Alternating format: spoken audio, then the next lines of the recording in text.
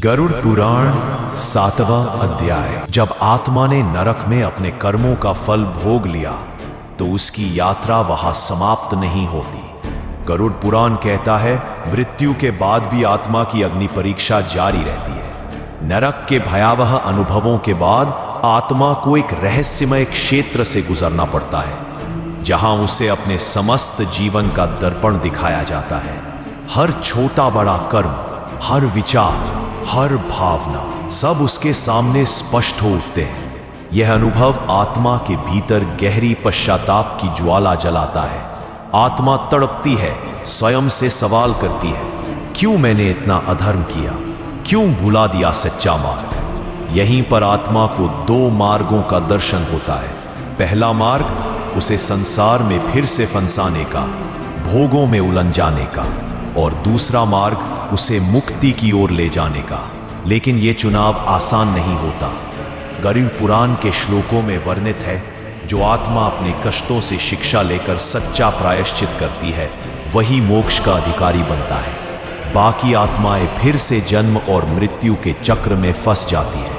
आत्मा यदि सच्चे हृदय से परिवर्तन चाहती है तो उसे कठिन तपस्या करनी होती है। जन्म लेने से पहले ही वह देवताओं से प्रार्थना करती है, अपने भविष्य के जीवन के लिए व्रत लेती है। इस बार मैं तुझे न भूलूंगा प्रभु, इस बार मैं तेरा ही पथ चुनूंगा।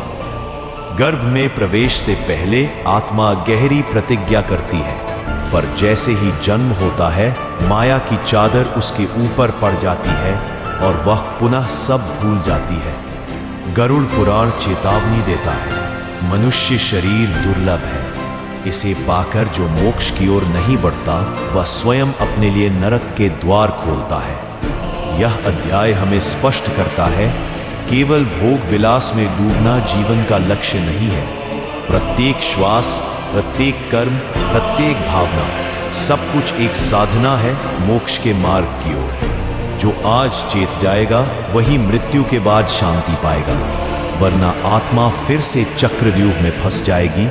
जन्म, मृत्यु और फिर से पीड़ा का अनंत सिलसिला। इसलिए गरुड़ पुराण आज हमसे कहता है, अब भी समय है, जागो। आगे के अध्यायों में जानिए आत्मा के मोक्ष यात्रा के रहस्य और जीवन के अंतिम सत्य का उद्घाटन।